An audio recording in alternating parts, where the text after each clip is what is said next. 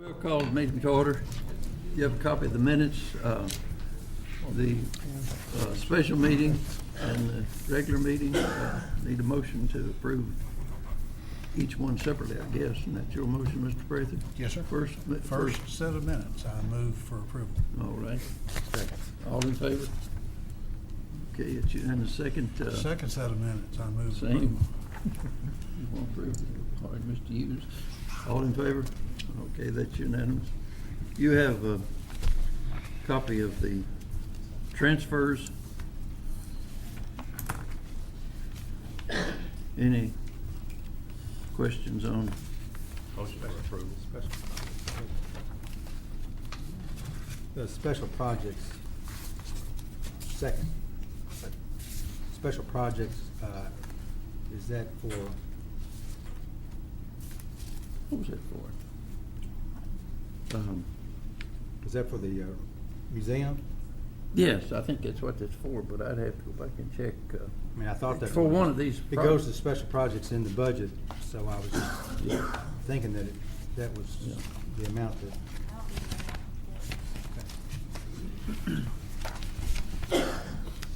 Any other questions?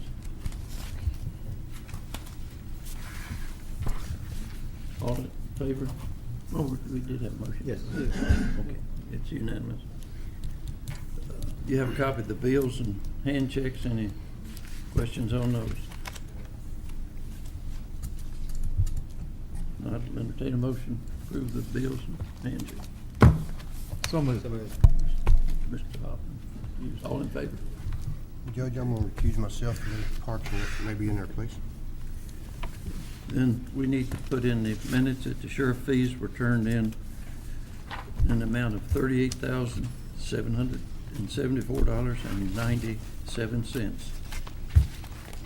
Next item on the agenda is ordinance 1402.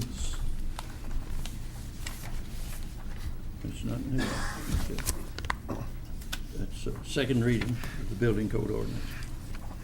This is an ordinance adopting the Kentucky Building and Residential Code for Scott County, Kentucky. Whereas KRS 198B060 sub 1 requires that all buildings constructed in Scott County should be built in compliance with Uniform State Building Code, is adopted by the Board of Housing, Buildings, and Construction.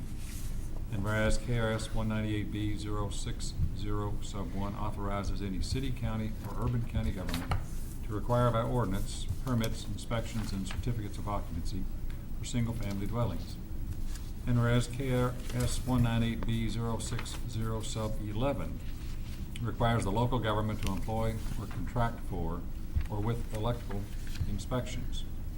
Whereas KRS 198B060 sub 1 and 815 KAR 7.070 require a certified building inspector and other code enforcement personnel as necessary for inspection and code enforcement services.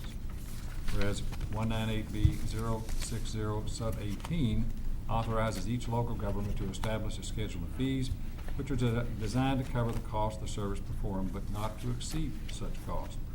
Now therefore be it ordained by the Fiscal Court, County of Scott, Commonwealth of Kentucky as follows. Section 1 is the adoption of the Kentucky Building and Residential Codes. Section 2, you designate the enforcement officer. Section 3 is the building inspection program.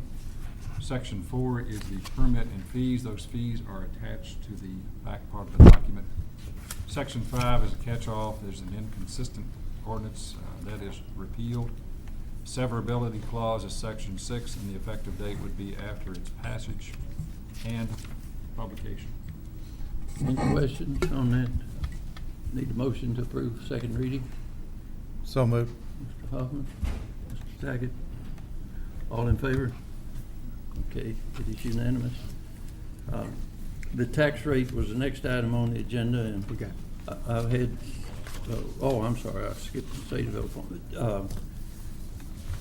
Mr. Christensen has decided to withdraw his name. You have a copy of the letter from consideration for the planning and zoning, and the Sadeville Council made name of Regina Mizell as their request for that position. And that's to fill out an unexpired term. So if that's the pleasure I of the move court. approval of Ms. Mazzell. Is there a second? Second. All in favor? Okay, it is unanimous. Judge, Yep, can I make a comment on that? sure. I know Claude would have been a great person to do that. I understand Glenn's opinion on that. Do what? I understand Glenn's opinion, and I'm not saying I disagree with it, but we've lost opportunity for a good person to do Well, some other Okay, things fine. came up for Claude too, Yeah, so yeah. that was more than just that. I but, think that I had some other things not come up Right. that Claude talked to me about. right, but what I was getting at, Yeah. the questions that were asked about that prior to Claude's other stuff coming up, there's been issues voted on by court members that's been more of a conflict than that would have been to him, in my opinion. And that's, Were there ever questions? no, sir, they weren't. Okay. I- But the people that Yeah. questions Claude was involved in some of the stuff that could be questionable. Okay, well, all right. Any further comments? The tax rate, we're not in a hurry to do that, but I had discussed with you about keeping the rate as the same as it was, and I'm open to any changes that need to be made, but I've been asked by magistrate if we could postpone that at least till next meeting, and that would be my suggestion. We approved the tax rate last year in September, so we need to get it done, but I'll put it on the agenda for our next meeting. And I met with Donna Darnell and I believe Mr. Turner concerning the gathering place, and they presented a proposal requesting at that time $100,000 with some documentation. Excuse me, that's inaccurate. That's what we're raising is 100,000. We're doing fundraising. We requested 15. I'm talking about when we met before you came in. Okay, Yeah. regardless, okay. Yeah, that's an Nonetheless, inaccurate amount because that's what Okay. we're raising. Okay, and I suggested that the 100,000, misunderstanding, I guess, that they were gonna save the county 400 and some thousand, and this was part of it, but, That's if Yeah. the program yeah, remains yeah, in shape. okay. And I suggested a smaller amount than the 100,000, which I guess I misunderstood what you were asking. And Connie asked if she could. I'd like to make some clarifications for everyone, if that would be okay. I know all of you all know me, I'm Connie Tackett. I sit on city council, but I'm also sit on the outreach committee for Victory Life Church with Tim Turner. And he made me aware of what he was trying to make happen in Georgetown. And I know everybody's probably very familiar with the Gathering Place.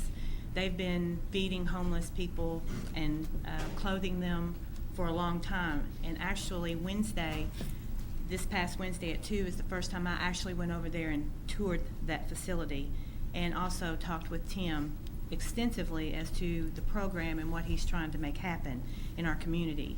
And I know that everyone in this room understands that we have a huge drug problem. And I know that several of you sitting up there are very well aware of that. I also know that probably everybody in this room, that probably 95% of them have been touched by the drug problem, whether it be their spouse, their child, or just a family member in itself. And it's very destructive, and the children are the ones that are hurt the most. And I know that all of you all are aware of that. But what I want to get to and tell you why they want to ask you for the $15,000. It is very true that when you house someone who has been arrested for drugs and they're in our facility, in our county jail, it costs us, the taxpayers, money to house them. And we're trying to set up an alternative for that. And that's what the mission, the recovery program, it's called HOPE. Hold on, pain ends. And it's a process, and it takes a lot of time and a lot of patience. And there's gifted people out there that want to do this, and they're volunteering their time. And over there I highly encourage you, everyone, go look at this. But I went over there, and they already have a place set up. They're very organized, they're very clean, and they have a very nice program, a good program going right now that they take care of men. But there are 2 buildings sitting beside the Gathering Mission that they would like to purchase. That's where the fundraising comes in. We're asking the county for $15,000. I'm only asking you to allocate it, put it in the budget, and hold on to it while they continue their fundraising.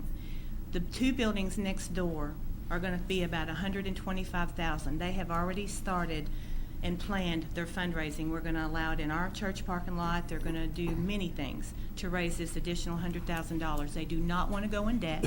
They want to pay cash. When a person comes into this recovery program, it's going to cost them $300 for the year. It's a 12-month program. They're going to model themselves after the Candlelight facility in Lexington, but they're going to take it a step further, and they're going to also, in the 9th month through the 12th month, help these people get jobs, get back out into the community, and help them save money and help them get into an apartment, help them have money, cash, a job, and help them purchase a vehicle. That's their goal. And I think it's a good goal. So the $15,000 that they're asking you to set aside and allocate, hold on to it. Don't write a check right now. Just allocate it.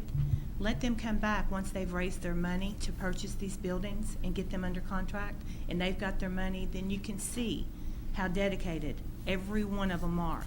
These are just a few people that are here, but I promise you, everybody over there are volunteers.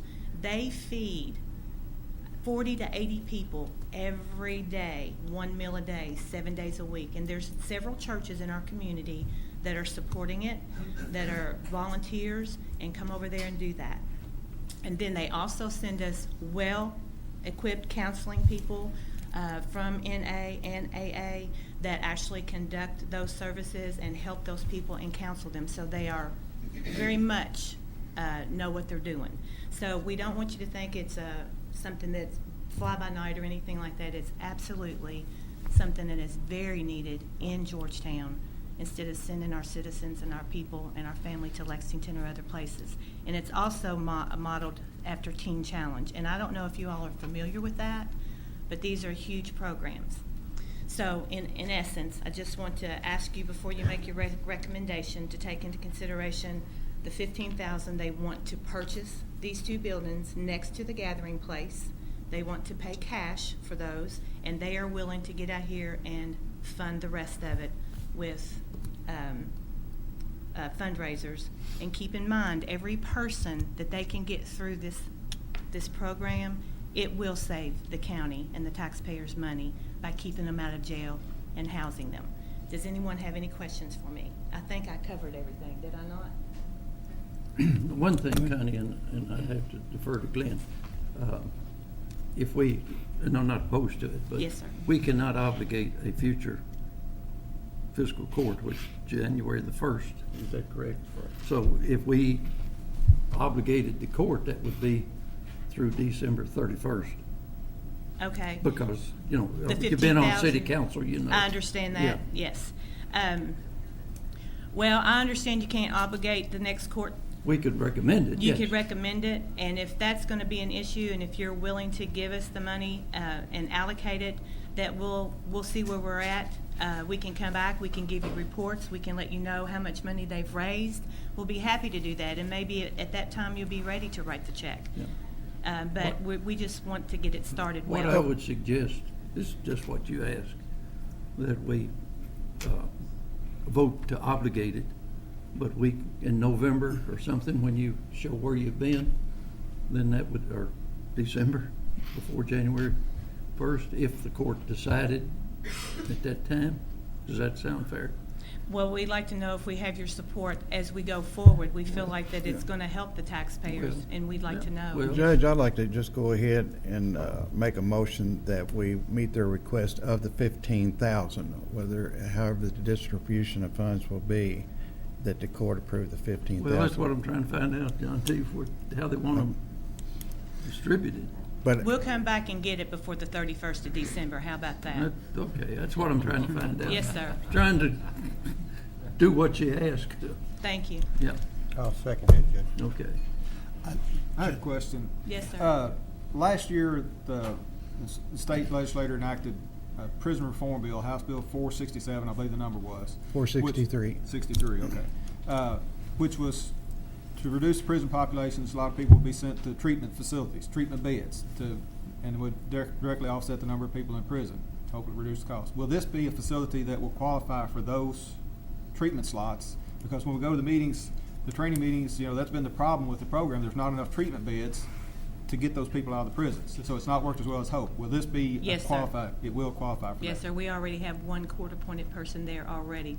And it will be monitored, they will be held accountable, and I understand about the accountability for the money as well. That's why I was asking you to hold it until we could come back and let you know and let you see what we're doing with it. But to answer your question, yes, sir. There are licensed staff. The ones directed by the court, if they don't do the rehab properly, they go back to jail. Right. I mean, it's not like you're going to get out. They will be monitored, they'll be reported on, and the biggest thing, though, is they're getting more attention. The accountability. Ms. Darnell, last time you were here, a gentleman was with you that was a counselor, and I received a call from a friend who said that maybe his statement was a bit optimistic in that he was Yeah, I read claiming that in the paper. a 75% success rate, and this person said that he was a recovering alcoholic of 10 years, and the rate is more like 25%. Okay. And we just want people to realize that this. He was referring to, if you look back in your paper that he presented you, he's referring to Boyle County since they had started that West Care program. And that's a different thing than, Okay. we're doing here, but that's what he was referring We just, to. I don't want to paint an optimistic picture that is unrealistic to attain. It's I mean, not. When we- it you know, comes to drug and alcohol. I can actually answer this for you. You can't really paint a picture, and you can't make promises. Right. All you can do, We just want people to understand that this is a tough thing to beat. Is White it? House Ministries in Lexington, understand the they are motion. seeing a 75 to 80% success rate. And that's within their that's huge, because, For a period of because a years. lot of times, sometimes they're gonna fall. They're gonna- Exactly, that's my point, is, But I just if- want folks to understand that this is not, Mr. Prather and I talked about this, people fall back. Oh, absolutely. And, so that's, And it's we up just to want that people to person. realize how tough this is. This is not an easy thing to overcome. Mr. Hughes, if a person who has had to deal with it, and any of the people that are calling you, if they've not personally dealt with it, then they probably don't really understand it. But the people that have dealt with it, they understand that the success rate for their child, their spouse, it's a real good possibility they're gonna fail the first time and maybe even the second time. But you know what we do? We reach our hand out and say, come on, get back up. You can do this. And I agree with you. I just want folks to understand that the success rate initially, Right. over a period of years, people will fall back. That's And- exactly and right. But this person is a recovering alcoholic and has been sober for 10 years. And he really was concerned that we were being overly optimistic and painting a picture that was not attainable. I'm an optimistic person. Well- I'm a big God. Well, I tell you, when you walk through it, you want to be optimistic. You have to be optimistic. And you have to be very loving and very patient. And it's not always easy. But you know what? We need the facility here in Georgetown because we're hit with it.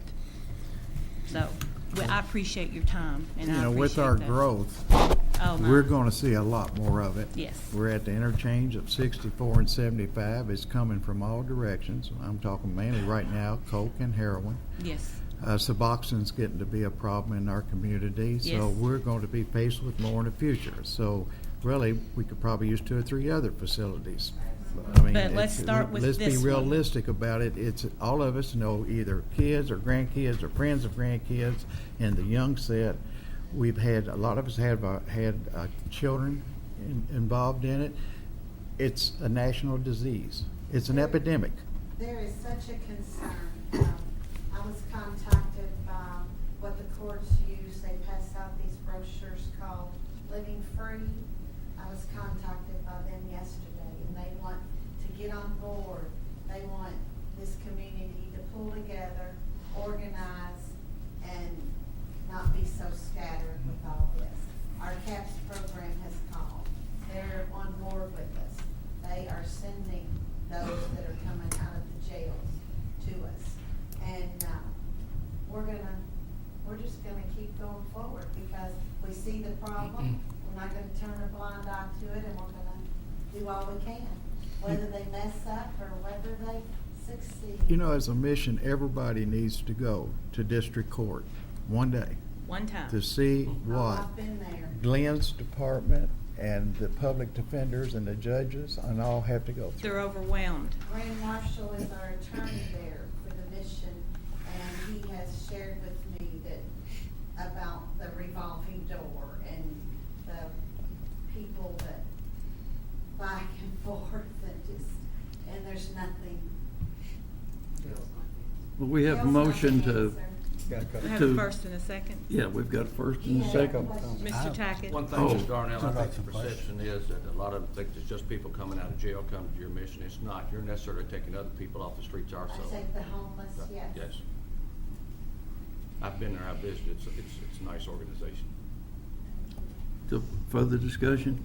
Yeah, the percentage of success rate that was quoted at the meeting here, that was for that specific program to that date, correct? For what? The program, when the For gentleman. Bull County? Right, that Yes. was the success rate at that point for that program. Yes. So that was an accurate number at that And time. he submitted letters from their jailer, from their county representative. he was documented. It was all documented, and it had nothing to do with the mission. Here's the thing, Bill, is that the facility is needed. The success rate is going to depend on how well the person that's in that program as to whether or not it's going to be successful. It's individual. Some people are going to make it all the way through. Some people are going to make it to the third or fourth month. They're going to fail. They're going to start all over. It really just depends on where they are when they're ready to get past that addiction. Right, It's but for pretty that tough. program to have that rate at that time, and I don't know the parameters, but, you know, obviously that's a good number. It is a good number. And, you know, even if it We'll drops take some. that number. So, I would love to have 100% rate, but, you know, that is being really optimistic. I'd like to say something really quick as a parent of somebody who has been very involved with this, that I don't see how $15,000 could disturb any of you or why we're getting hung up on percentages of success rate. Because the $15,000, if we save one person a year, is less than you're spending in the jail for one person a year. That's all I gotta say. Did you have a question, Can't Mr. deny my Prather? life. That's true. I had several questions. Okay. But Connie, I hope that folks will understand that simply asking questions about a financial request does not indicate that you're philosophically opposed to the request. Right. I get the scope of the problem. Absolutely. We've all lived it with our families. Sure.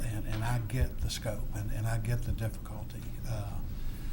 And I understand the need. So that's not the nature of my questions. Sure. But just doing the public's business in the right way. Absolutely. There's questions that need to be asked. There's a request for $15,000, but you said that they wanted to buy the buildings on their own with raised money. Then what specifically is the purpose of the $15,000? To help purchase Is it to acquire those real buildings. estate, or is it To acquire real estate. So It will help with, it can help with any and all of it. The conversation that I had with Tim yesterday, or Wednesday, I specifically asked him, Mr. Prather, about the money. Where is it going to go? Is it going to be commingled between the two? Can we keep it separated? Is it specifically for recovery? Because that was my question as well, being that I have to watch taxpayers' monies also. And he said that he wanted it to help purchase the buildings. We stood on top of the deck and he showed me the 2 buildings, that's what he wanted to make happen. So in my mind, I'm thinking the $15,000 is to help purchase those buildings, and we're raising the money to buy those buildings so that they can expand and do the recovery program. Right now, all they're doing is men as far as living there. Can I share a little bit on that too? My name's Stephanie Jenkins. I'm the case manager and office administrator over at the Gathering Place. And some of the $15,000 what we discussed is for education material. We have to hire staff. We are doing drug screens, which are not cheap. If people are sending people, CAPS or the courts or whoever sends people over for drug screens, somebody has to pay for those. The mission's paying for them. And we're a mission. We have minimal, I don't want to discount or make it smaller, but we need help in paying for some of that stuff. And another thing that I wanted to just share briefly is that in opening a treatment facility, our hope is that for addicts to discover, that's like their discovery process of, am I an addict? Why am I here? What is my issues? Their recovery process starts once they leave treatment, where they are more geared towards some independent living. When they're in treatment, they'll be introduced to the recovery process.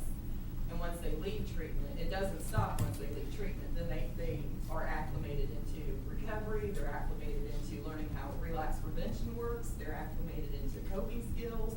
They have all of that once they leave treatment, but we need help with the education materials for that when we're helping them with treatment. Donna, you have a board, correct? Yes. All right, like the Amen House, they have a board. We give the Amen House a certain amount of money at their discretion to how it takes to operate their business that they're taking care of. I'd rather do it that way myself personally, is since you have a board, you have directive, you have needs, is leave it at your discretion to how to be distributed, under the fact that each year you'll have to do a request. And then you'll have to show where that monies have gone to work and what your The operation's accountability done. of So it. you're justifying the next time around when you do the budget. To say it's gonna go to a business and then have to put that strain on yourself, or to say you need an operation, I think a board, if it's responsible, will know where it's gonna be needed, what programs might come up, things that's unforeseen that you might have to meet. I'd rather make the request that we give the Gathering Place $15,000, and then you will be putting in another request next year, because it's going to be operational through. And then at that time, when we see the budget, then the next court's going to decide what they'll do at that time. But to tie it up, I really, I agree with you, John T. I agree. The other thing is too, is maybe, you're right about the board. They've got a new president. They've also got a couple of grant writers on the board now. They've taken it to a whole nother level. So that is a true statement as to what you're saying. But they are going to do the fundraisers, and that that's is their fine, goal. but- That is a good statement, John T. Can I finish a question or two? Sure.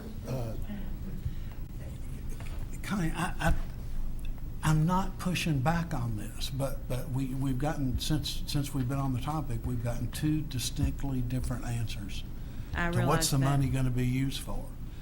And I think it's reasonable to ask the question. If it's real estate or programming, it just, we got 2 It's different probably answers. going to be both, Tom. It'll be both. It'll be geared toward getting that recovery mission up and going. And what she said about, it does cost money to do the drug testing and get the information and stuff like that. The conversation I had with Tim, he does want to use it to purchase the 2 buildings as well. I mean, we're going to do the fundraiser, so the money's going to be there for the recovery center. So whether it's for the real estate or if it's for the materials that they need, then that's what it would be. Okay. The,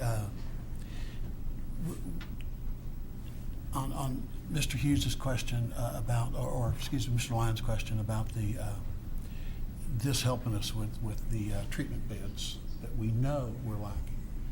Every community is lacking in the number of treatment beds. Even as we try and divert people to other programs, we simply don't have enough treatment beds, Right. Functional treatment beds to make that work. Is this a residential program?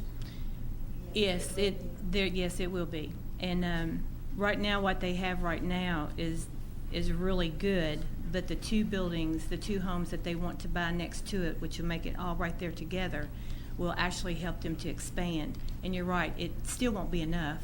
You know, it will have to grow more, but this is a start. As a residential program, and if it's gonna alleviate the burden that the General Assembly is focused on, are these beds certified in any way? Is this program certified in any way? I'm not talking about, does it do good or not? I'm Right. talking about It will the be. certification. Yeah, it will be. Certified, Stephanie, can you answer that question? A certified program?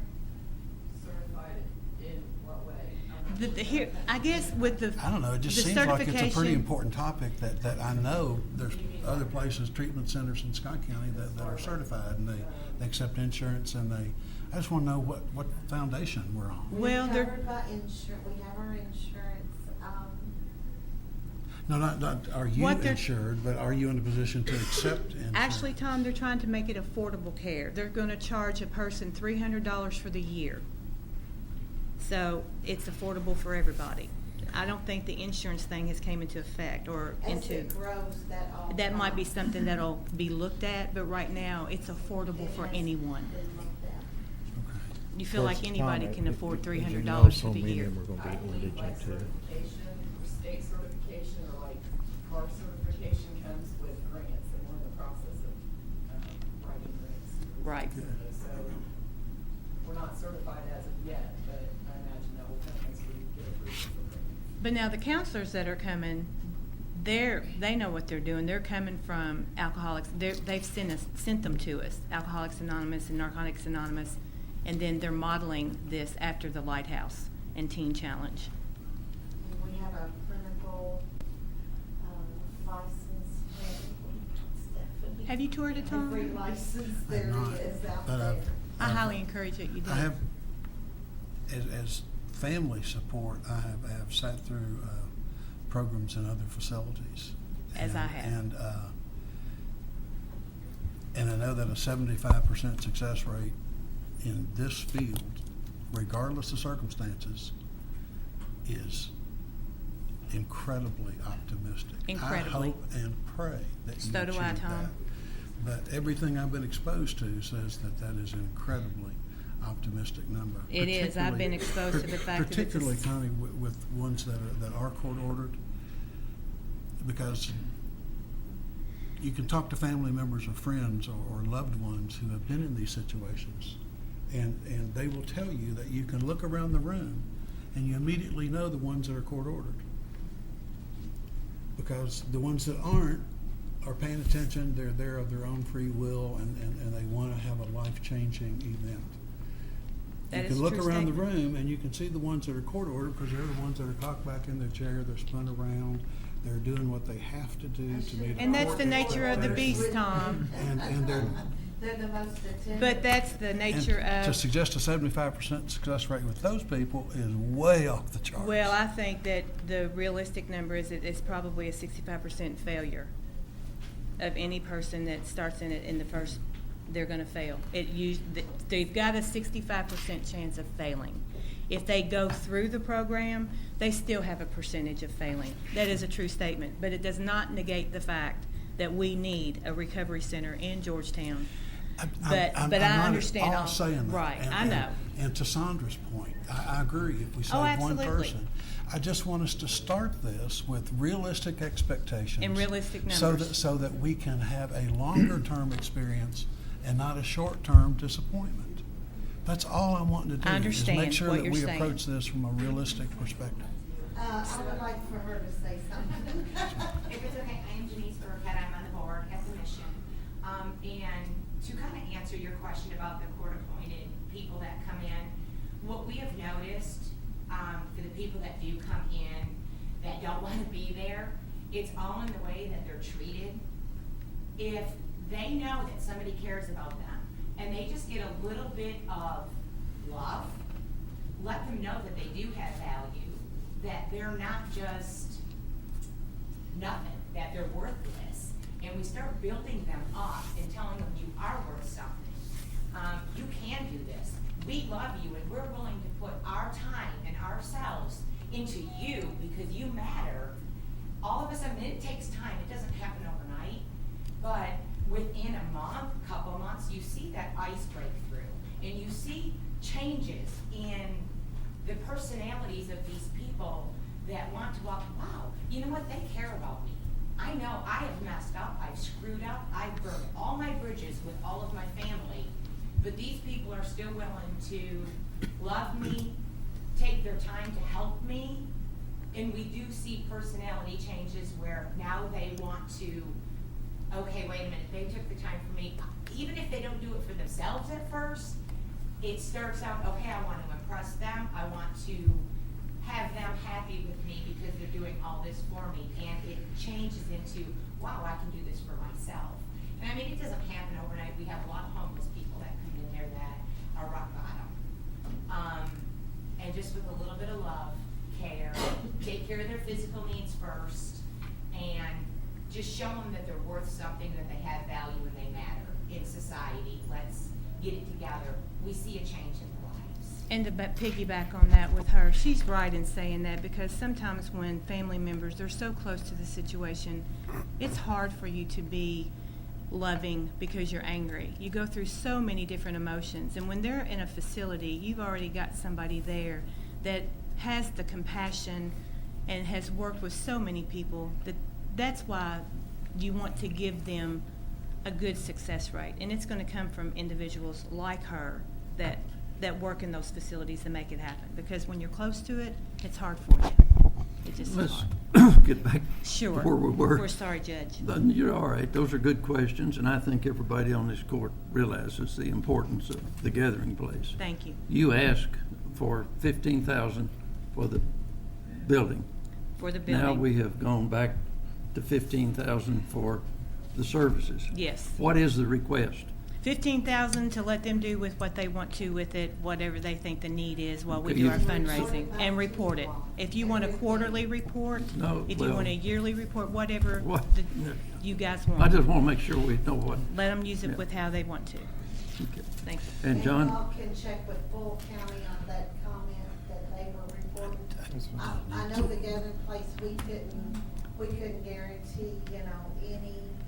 I don't any think, success rate. Donna, the problem, y'all doing a super job. Nobody's questioning that. That's just a question of, Taxpayers' money. perception of what, and Pretty that's soon a- we'll be able And I to. understand that So- also. So we're going to have to change the motion that was originally, if this is what the court wants to do.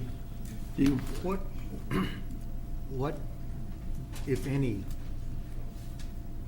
reasoning do we need to have, Glenn, on buying property? Does that constrain us in any fashion, or? My take would be, Stuart, my suggestion would be that the court designate the $15,000 to the program. That way you're not tied to General. to the real estate, number one. If that's what the board, the gathering place decides they want to do with it, then they can set it aside.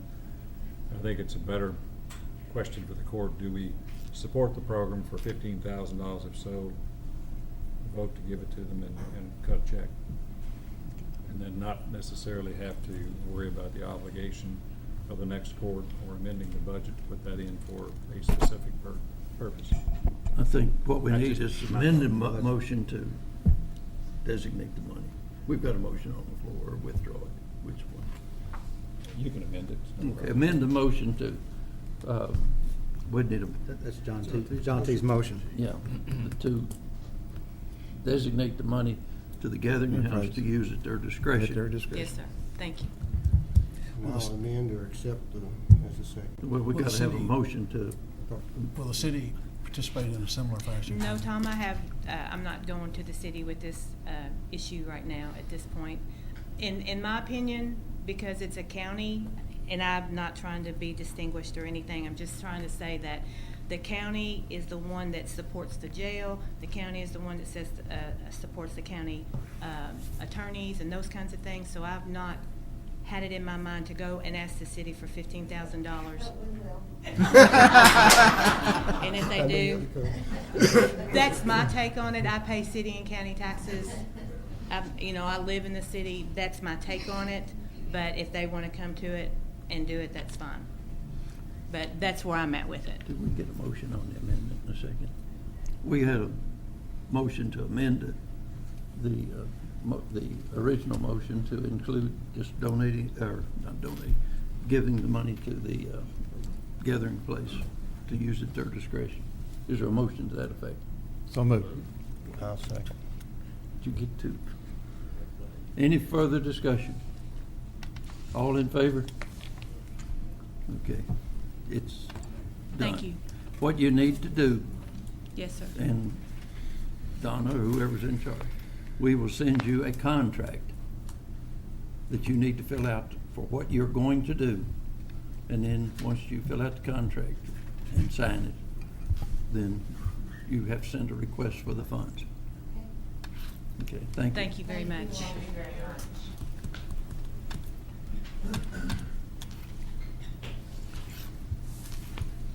We have next on the agenda 4 things from EMS.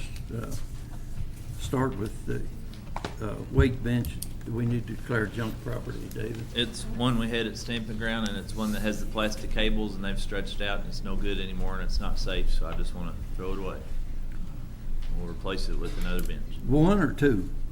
You're talking faster than I can listen. No, I said we have one at Stamping Ground. It's At 1 word, Stamping Ground. and that's only 1? Yes, sir. Okay. Need a motion to declare that junk. Got that. All in favor?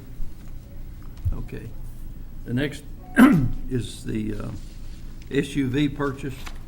And the good news is, on the ambulance that was totaled, we got $11,000 plus on that one. We applied that to the purchase of the one we declared the emergency on.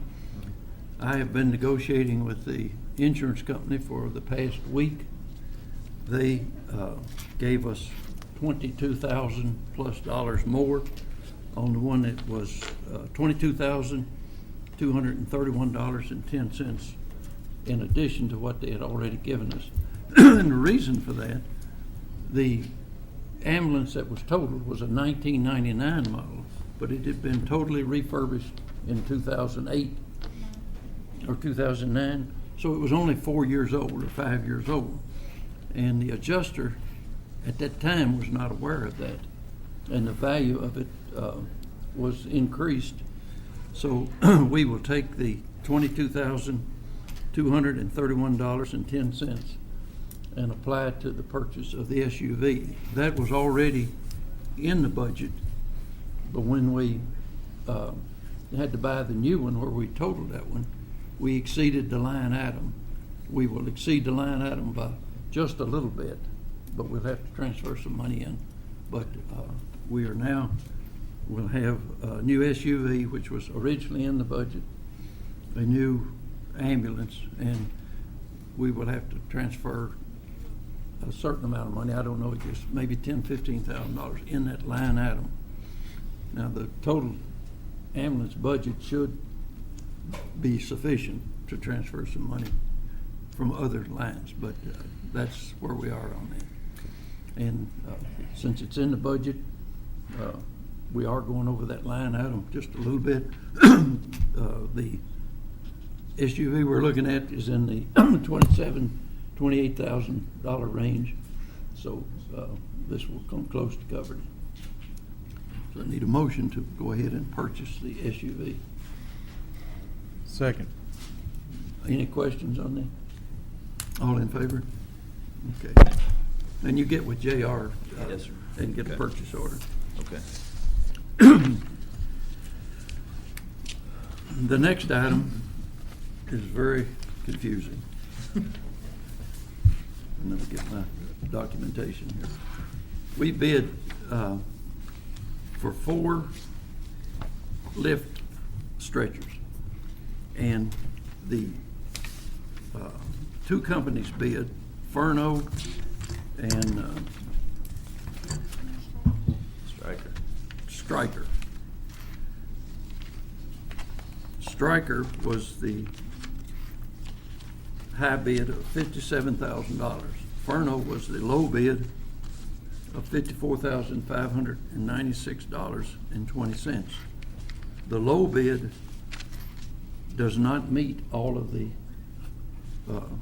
requirements that we had in the bid. Now, the question is, are they enough to make a difference? For instance, the thing that they did not offer that was requested, one thing was bumper system. That's the little rubber things on the wheels to keep them from running into furniture. A seatable load height with jog function. The jog function, David's told me all this, I'm not that smart. It allows the stretcher to adjust to different levels, like if you're gonna scoot somebody off a bed.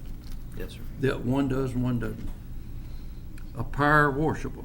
It meets the requirement, but you have to take the battery pack out. So I think it meets it. Lubrication-free maintenance. This is the low bid now. That doesn't offer what was in the requirement. It does not meet that lubricate-free maintenance. You have to maintain it by lubricating the joints, right? It does not have a pocketed backrest storage pouch. And the knee position section is not compliant.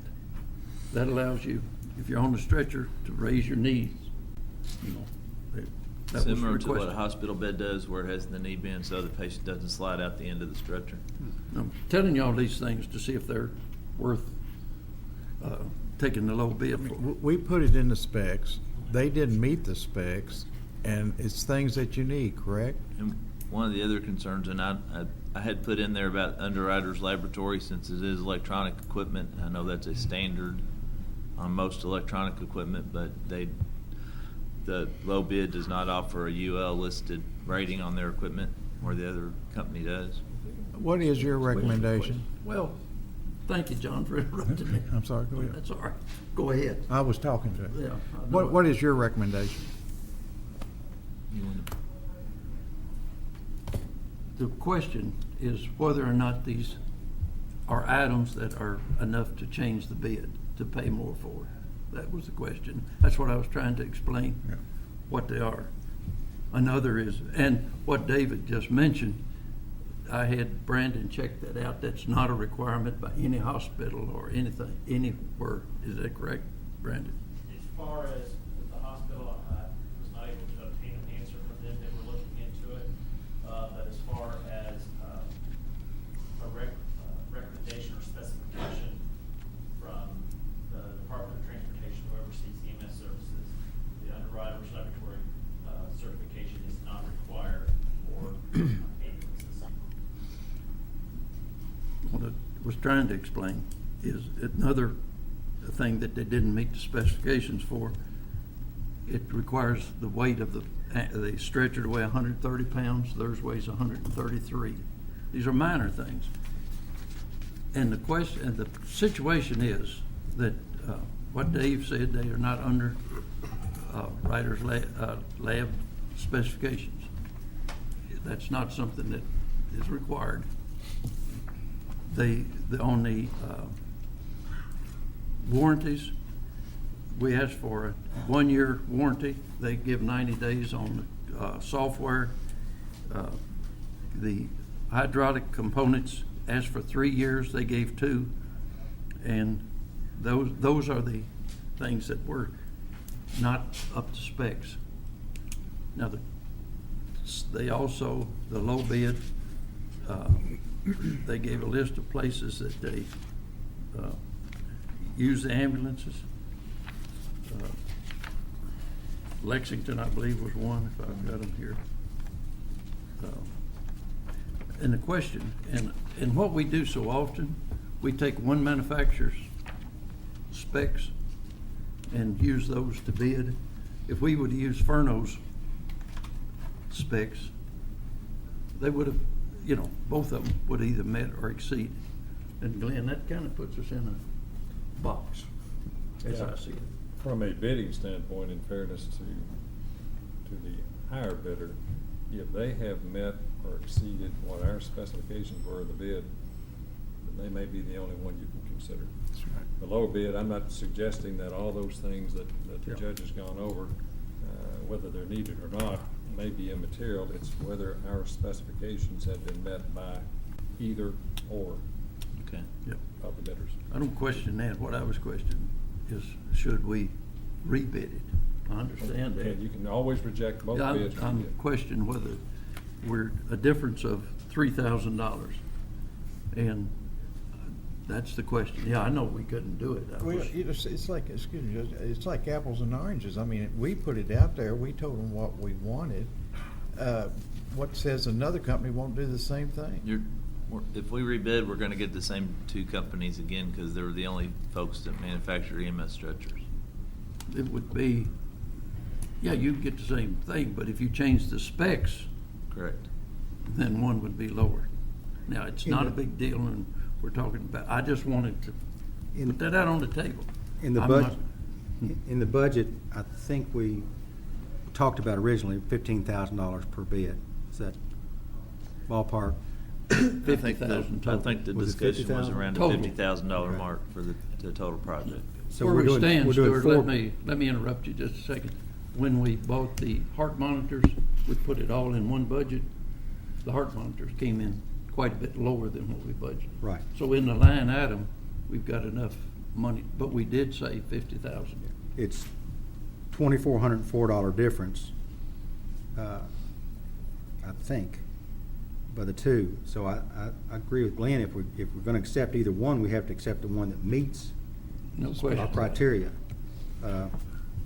Do we have one in our unit right now, Dave? Do we have one of these lift units? We have a Stryker Power stretcher that we bought last year with state bid, or state grant money. Another concern, and there again, to be fair to both companies, we can make either one of those work. The Stryker mount system is different than the Furlong mount system, so it would be on us to buy two separate sets of mounting hardware for each ambulance.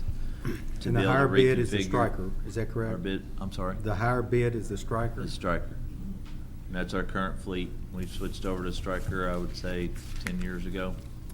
I move acceptance of. Wait, let me throw in one more caveat. And I don't think we can do this, Glenn, but if we trade in the 4 manual stretchers, they will give us $3,000. Now, the question is. Who's that? Stryker. The Stryker. Stryker. Which would put it down to 54,000. That was not in the specs. Now where we stand, do we have, and we can't back up and say we'll declare it surplus property and they'll do it later. They told us now or never.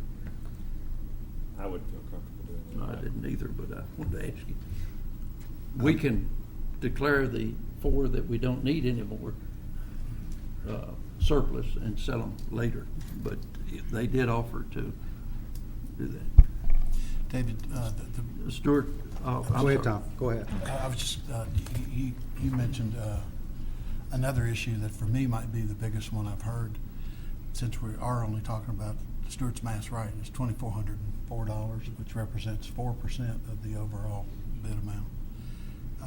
The mounting brackets, if you have to duplicate mounting brackets for one of these bids and you don't for the other one, Right. that's not only the cost of the brackets, but it's installation, and it makes the interchangeability of them more difficult for you all on a day-to-day basis. Is that correct?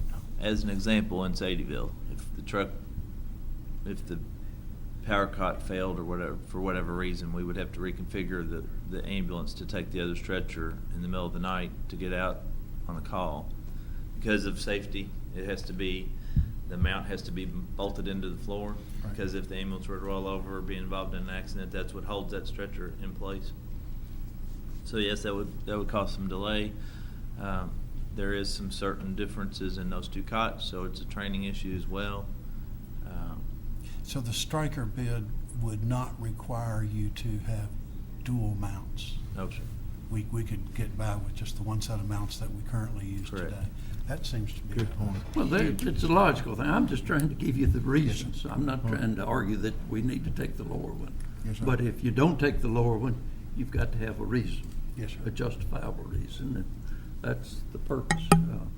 So, with all that said, is there a motion to reject the low bid and My motion is to reject the low bid because of lack of meeting all the qualifications, and to take the other bid and to trade in. $57,000? And to trade in.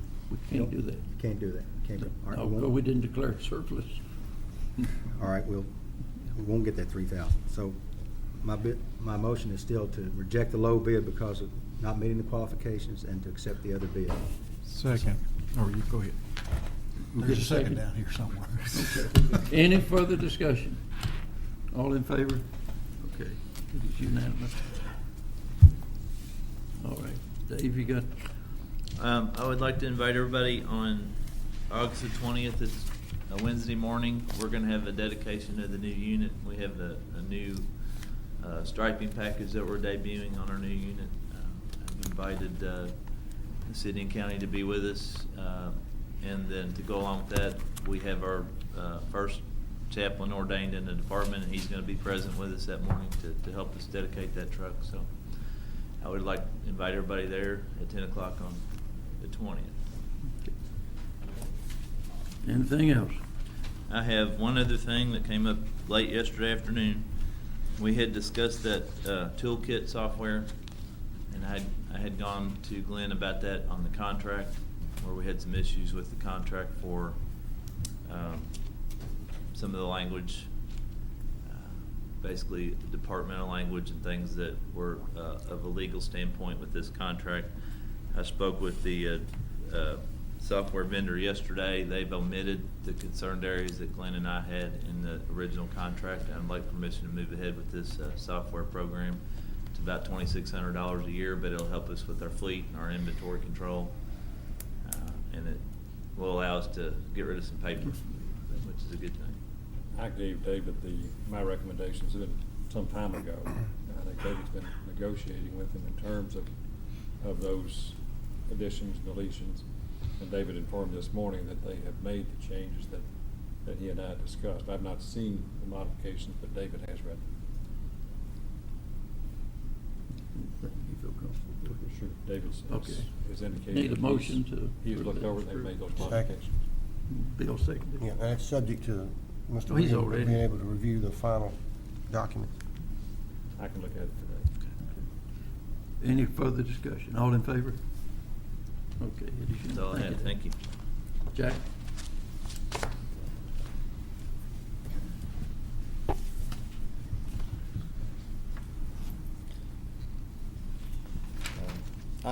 I'm requesting out-of-state travel permission for two different classes. Actually, another one came up. One is in Logan, Ohio. It's about 3+ miles away, I think. The course is free. I will be sending myself and 2 volunteers, so there will be some lodging expense. I will be taking my truck, so there'll be fuel for that. That would be the only expense on that one. The second one is training in Cincinnati. Of course, it'd be just driving up and back for that one. Need a motion to approve that, Mr. Tackett? Mr. Lyons, any questions? All in favor? Okay, it's unanimous. Thank you. Bill, you voted, didn't you, Bill? Yes, sir. I thought, okay. Brad, front and center. Should have put you on first. Good morning. Again, my name is Brad Boaz with CMW. Standing in for Bill, who had a family emergency in Tennessee. He asked me to present, again, the Indris proposal to do the survey at the road facility site.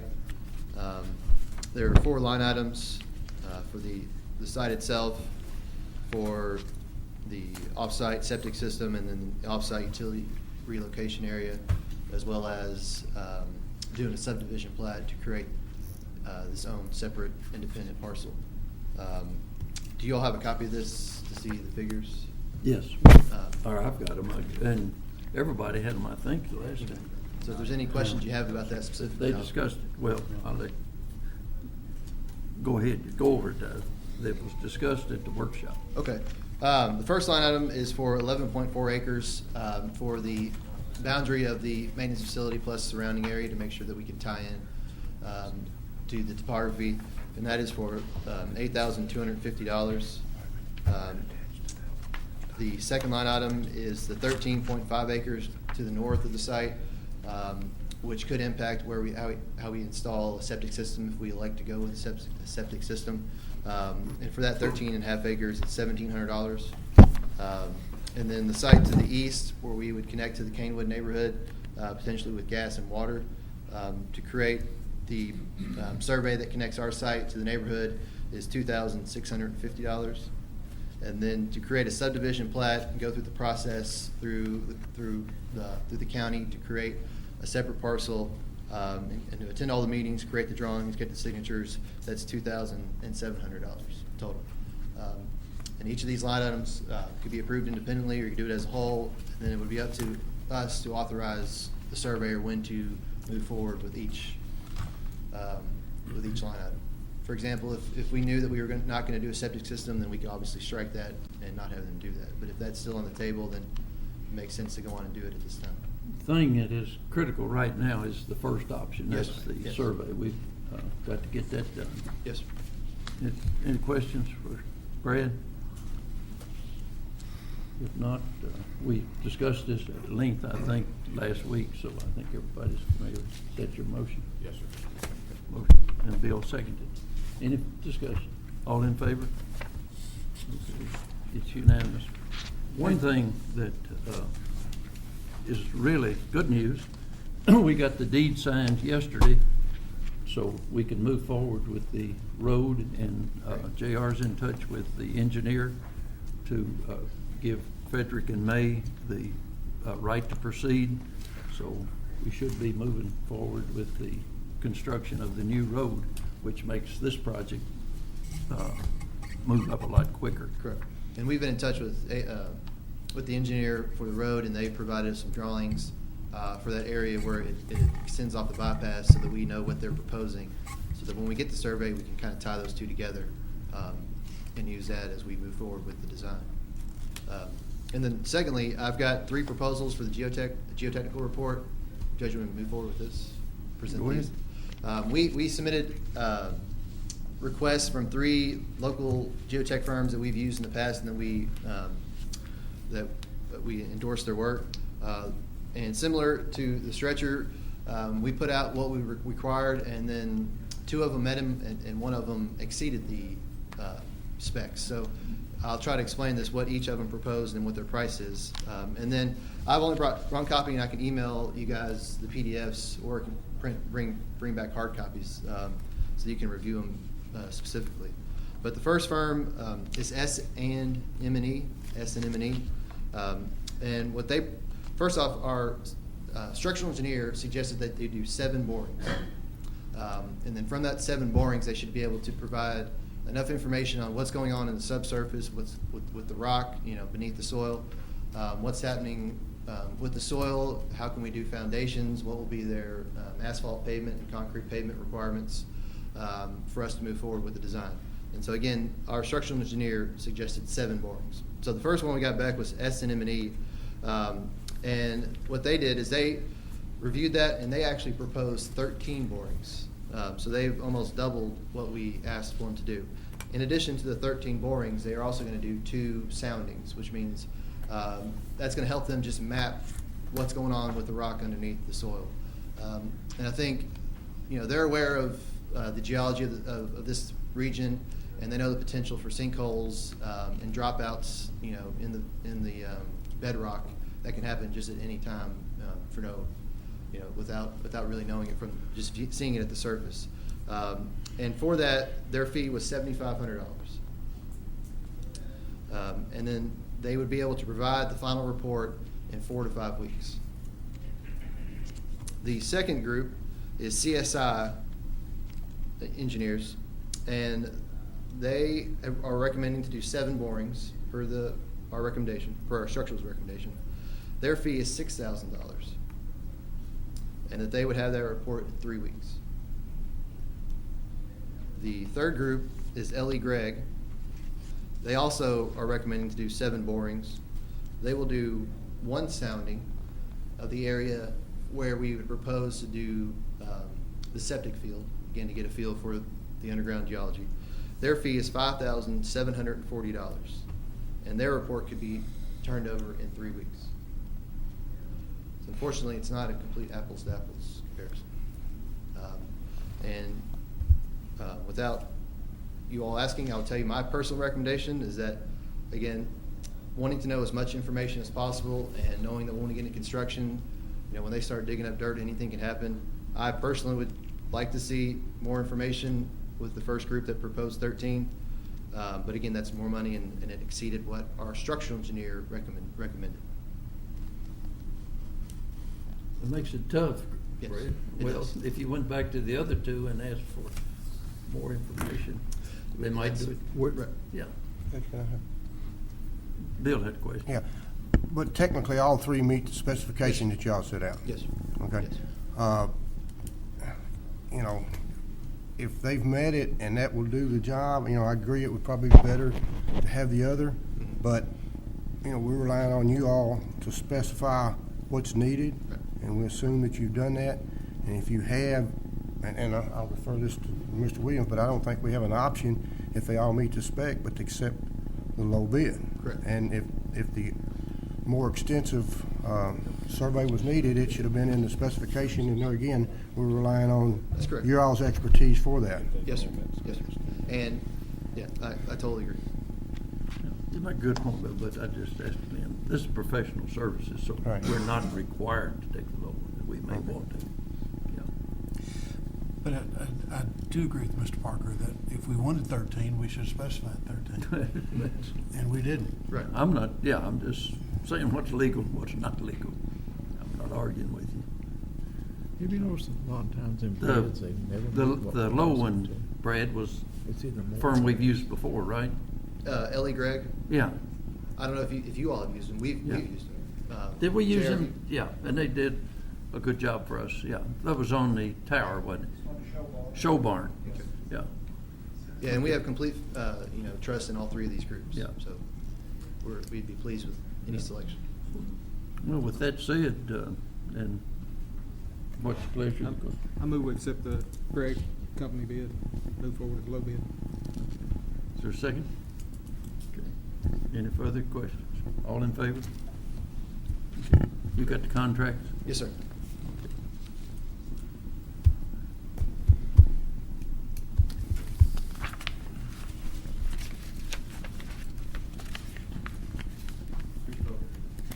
I can sign yours. You can take them with you.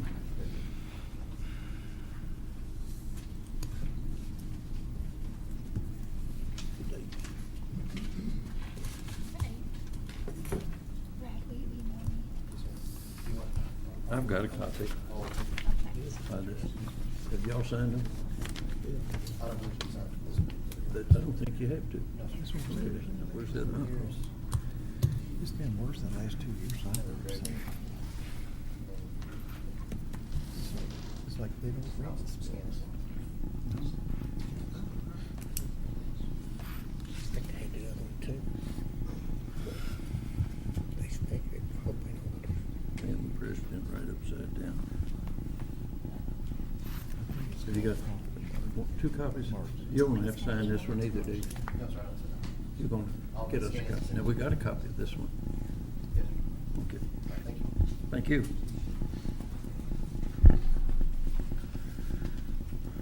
Have anything else, Brad? No, sir. Thank you, folks. We have first reading of ordinance 1403 subdivision development regulations. I'll read you the summary of this particular ordinance. Section 1, this is an ordinance amending the Georgetown Scott County subdivision and development regulations. Amends Article 3 of the Georgetown Scott County subdivision and development regulations to provide that preliminary plat approvals are valid for a period of 2 years. Provides that where street or utility improvements are involved, approval of construction plans for proposed subdivision or phase of a subdivision shall extend the preliminary plat approval an additional 2 years from the date of the construction plan approval. Provides that where street or utility improvements are not involved, approval of final plat for proposed subdivision or phase of a subdivision shall extend the preliminary plat plat approval for an additional 2 years from the date of final plat approval. Provides for an additional 1-year extension of preliminary subdivision plat approvals, provided that the appreciable changes in the vicinity of approved preliminary plat have not occurred upon application to the Director of the Planning Commission and subject to the Commission's review. Section 2 amends Article 4 of the Georgetown-Scott County Subdivision and Development Regulations to provide that preliminary development plan approvals are valid for a period of 2 years. Provides for an additional 1-year extension of preliminary development plan approvals, provided that appreciable changes in the vicinity of the approved preliminary development plan have not occurred upon application to the Director of the Planning Commission and subject to the Commission's review. Section 3 provides that all prior ordinances and parts of ordinances in conflict with this ordinance are repealed. Section 4 just provides for passage and publication. Any questions? This is first reading. Okay. Does this still apply to the 5-acre tracts if a farmer wanted to develop their 5-acre tracts, that they've got to go back if they don't use it? It would apply for any major subdivision plats, so in the case of a cluster type of change. Right, but I mean, I'm not sure I quite understand.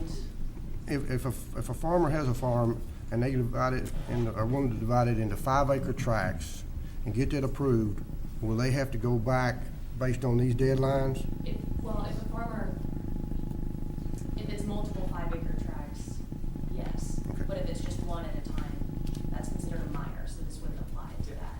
Bill, anything that goes through the preliminary approval process with the planning commission would be affected by that sunset. Thank you. Any other questions? Need a motion to approve first reading. Mr. Taggett? And just one comment before we vote, Judge. I think this is a real smart move that you all have brought to us, and it can eliminate some future problems. As we talked a couple of weeks ago, I hope that there's, after we implement this for projects going forward, I hope that we can quantify and understand how many are already on the books that this should or could apply to in the future. Because that's where the real hidden problems already exist. So, good first step, but I hope as we move forward, you all can look backwards as well with this. Any further discussion? All in favor? No, sir.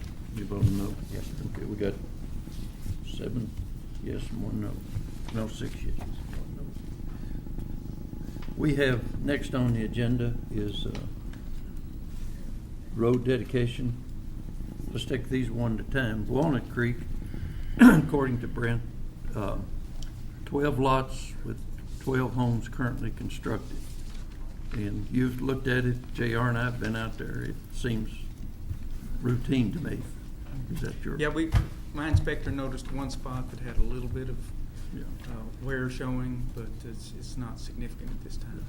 It's very little, yeah. That was JR, and JR knows more about it now. We didn't think it would, or he didn't think it was either, so we need a motion to add this to the county road system. Mr. Hughes? Second. Okay. Any questions on it? All in favor? Okay, it's unanimous. Now, the other one is like so many other things, it's not quite as easy. There are 12 lots, 5 homes constructed, but only 2 homeowners besides the developer have signed the petition. Yeah, actually, I don't know if you all know Paul Haddock's local builder, but he bought all of the remaining lots on Doe Court and took over the responsibility of the street also. And so, while there are 5 houses built there, I guess he's still got them for sale, or people maybe haven't moved in, but there are in fact 5 houses fully built on the cul-de-sac out of 12. So he's signing as the owner of several of those lots. Well, what about the 5 houses that's built? There's only 2 homeowners that have signed it. Oh, I didn't bring the petition. Well, I The one did. page, the petition had list each lot individually. It lists, and so Paul Haddock's is signed under several addresses there. So he. yeah, but they're not houses on those lots, right? No, They're there vacant aren't. lots. No, He signed 8 Well, of them, looks like. maybe I wasn't careful enough. There are 5 houses, and I don't know the breakdown of which ones he owns and which ones. Outside of his name, there's only 2 others. 2 names Yeah. on there. Did the other So if there's 3 5 people- houses, that means he owns 3 and other people own 2. So is that 50% occupied? 5 out of 12 is not 50%. Right, but I do need to remind you that we actually technically don't have the 50% rule anymore. Oh, we don't? Now, it's still to your discretion, I suppose, as to whether to accept the street, but the ordinance took away the 50%. Well, let me ask you requirement. something. If you got that many lots left to fill, and you've got tandem trucks and stuff that's gonna go back on that road, it'd be our responsibility. Is there an alternative to any new construction that they can go in from a different direction? No, not in this So case. they It's, will- it's a fairly short cul-de-sac. It just goes straight back and the houses, the lots are off of it, so and it's, if you know Mallard Point, you know, it's kind of hilly terrain, so I don't envision any other option for construction traffic than to go down the cul-de-sac. The road meets And the since specs at this point in time. We don't have the 50% build out, and the final code is on this, Brent. It's been on for 2 years, and That was- they did some extensive repair before they put the final inch on 2 years ago. I would move acceptance. Is there a second? Second. Who second? Question. Bill? Bill did. I had a question. Are we making an assumption that 3 property owners did not sign, or are we making an assumption that Mr. Haddock owns those houses? Do we know that for certain? I'd like to know about the other I residents. do know that he owns all the lots that But does that he weren't own, built on. does he own the 3 houses that aren't represented on this petition? I think the question is pretty valid. So there's If there are 3 5 blank existing signatures. houses and Right. only 2 of them have signed the petition, There are where 3 are the other addresses. 3 residents? 3 addresses, Brent, with no signature on. Oh, okay. And if, in that case, I have no problem waiting to the next meeting I can clarify that. to get that clarification. That would be fine with me. That would seem very unusual. It does seem On a dead unusual, end but you street. don't want Yeah. the county Yeah, to it take over. does. It would be the only street in that subdivision that was private. But we I can- would be willing to wait. Yeah. And As give, far, yeah, I'll check that out, but to my knowledge, there were only 2 houses built when he bought all of the rest of the lots. but it would be good if they would sign. It would let us know that they do want to be taken over. It's not a requirement, but it would make it easier. I can do that. Well, we had a motion and a second. You gonna withdraw? I withdraw my motion. Okay. Any other questions? You're gonna find out Yeah. before Thursday. Jim, we got on there Pro Air renewal. That's the contract. Contract. We were having trouble getting back from the company. There was the stipulation, from what I understand, that they put the automatic renewal in it, and then it was gonna have to be taken out. And he's dealing with the company from Pro Air, and I think one's talking one, but I don't have the official contract. No, that's the one. No, he was supposed to got it to Glenn, wasn't he? Yeah, but I talked to him since then, and they haven't got back with him. He's been Okay. dealing with that company to get them, see what they're saying, and they're, haven't got back to him. Okay, so we'll postpone that to the, Larry, Michael, whoever. I'm in training today. Are you in training? Okay. All right. Good morning, magistrates, honorable members of the court. I'm Captain Humphrey, the Scott County Detention Center. I'm its operations manager. We have, just like before, we've got 94 people in our facility today. I have 86 beds. We're here to discuss some personnel issues. First of all, we'd like to have a couple additional part-time staff members brought in. We'd like to hire Deputy James L. Keaton, Jr. and Deputy Alicia G. Young, both at $10.50 an hour. They'll both be part-time. Motion to approve those 2 part-times. Mr. Lyons? Second. Okay, second item. What, all in favor? Okay, that's unanimous. Go ahead, Mike. I always have to let you actually hit the gavel, Your Honor. The second item of business, of course, is we've got a couple of things we're surplusing. I got that list to the judge, I believe. either surplus and or junked. Including the biggest item, I guess, we've got for that would include our old restraint chair, because we have to destroy it specifically. We don't want to. We can't just surplus it and sell it to the general public. We might have Jeffrey Dahmer or somebody, one of his brothers or cousins in there. We don't want to do that. So we got to cut it all up. Poor JR is going to have to wind up whacking it out with a welder. But like I said, all those other items, I guess there was a. Did you have any questions in terms of what that list was, or? I mean, it's a pretty sizable list. Is that the only junk threadbare, item? linens. Oh, the whole list, yeah, okay. Why don't you just say the whole list? The whole instead? list, John. Yeah, is there any questions on the list there that anybody has any questions about? And all of them are junk, is that correct? I've got a couple that are surplus, Your Honor. Okay. And it's indicated under status under the list. The department reports that says all jail, but it depends on, like I said, we've got some things from control, some things under security, some things under kitchen, some things administration, so. Okay, well, what we need is a motion to approve the list of junked items and surplus items. There you go. Is there a motion to that effect? So moved. Is there a second? Bill, all in favor? Okay.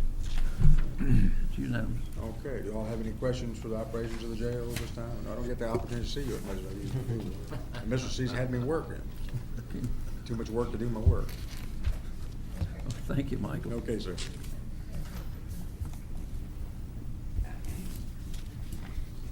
Jack, we have, and it's required to have a continuity ordinance in case something happens to the county judge, who would be in charge in case of an emergency. And I've been asked by one of the magistrates, Jack, to postpone that to the next meeting. So we'll do that at his request. And then the next, did you have anything else, Jack? The only other thing is, I think everybody's been given that annual and disaster plan too, that review. So whenever the court's ready for that, I think, do you have a question, Sanjay? No, it's just, it's a good thick one for review. David Livingston requested that we reschedule the Thursday meeting to Wednesday.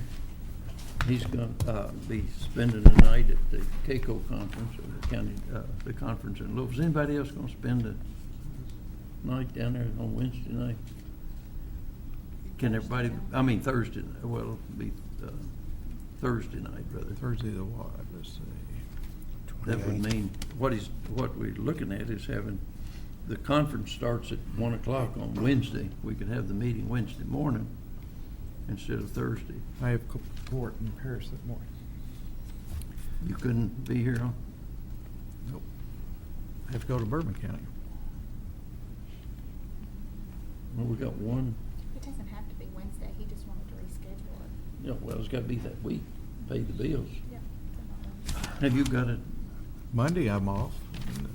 Is that too close? I could be in the evening. It's a little early. You know, see, the problem we have with is the bill, paying the bills. It's not a question of the time. We could, Wednesday evening, Tuesday evening. What's your pleasure? Will Tuesday evening work? Yeah. Change it to Tuesday evening. 7 o'clock? Tuesday the 26th. Let everybody check. I don't even have my schedule up here, so.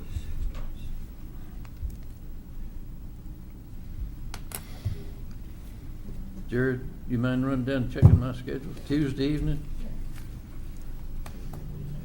Let's wait. I want to make sure. I don't think. While we're waiting, on that transfer, somebody questioned for $350,000. That's economic development, and we put that in 2 weeks ago. That's why it was hard to remember, for the city parking lot. Oh, the city Okay. parking lot, yeah. You. Thanks. You know, on the 26th, there's a business after hours, but it'll be over by 7. It'd be over by 7, yeah. My only comment would be that when people request that we change meetings, they have to be present to make the change. I don't know, well, he may not be able to be here Tuesday night, who knows? He's not here. I thought it was Tuesday, that's a normally scheduled evening meeting, and the people that can only be here in the evening, it would be good to stay on an evening if possible. Yeah, we can right. leave it, we can leave it. We can leave it Thursday if you want to. Yeah. Either one works for me. Well, he'll be staying Thursday night, won't he? What?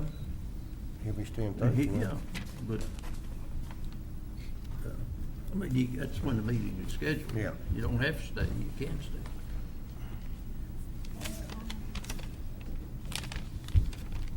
Waiting for Jared to see.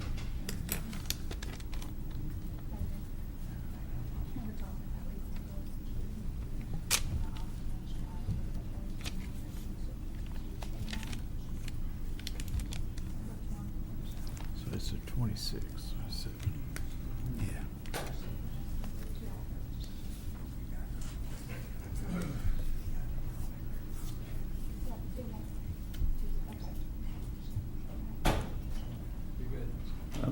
Is he good? Everybody's good for Tuesday night then? Did we get a I made the motion. motion for Alvin? Second for Mr. Prather. All in favor? Okay, it's unanimous. Tuesday night, 7 o'clock, Nancy, you'll love that. That's all the items on the agenda except for a executive sessions. Anyone have anything to bring forward to court? Anybody? Brandon? This just kind of goes back to the discussion of the CACO conference. We received an email from our medical compliance officer that she has been approved by the Kentucky Association of Accountants that continuing education credits will be offered for anybody who attends first session, reference to ambulance billing, ambulance compliance, and so forth. So if any of your neighbors, medical compliance is incorporated, if you're interested. It's gonna be at that conference? According to her email that she sent out on Monday. Okay.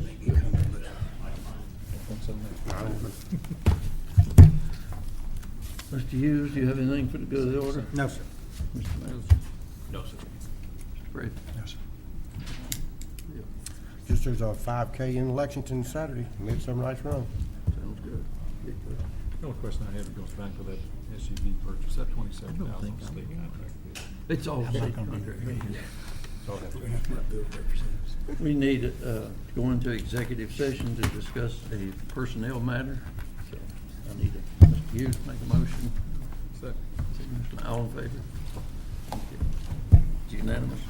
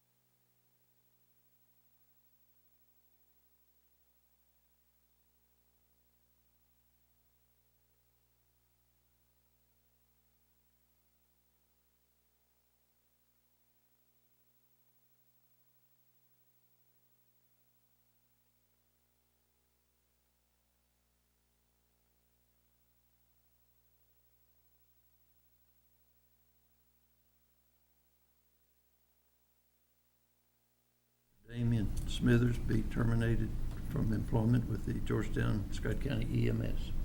Is there a motion to that effect?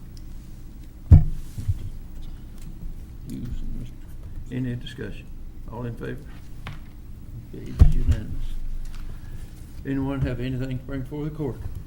If not, we stand adjourned.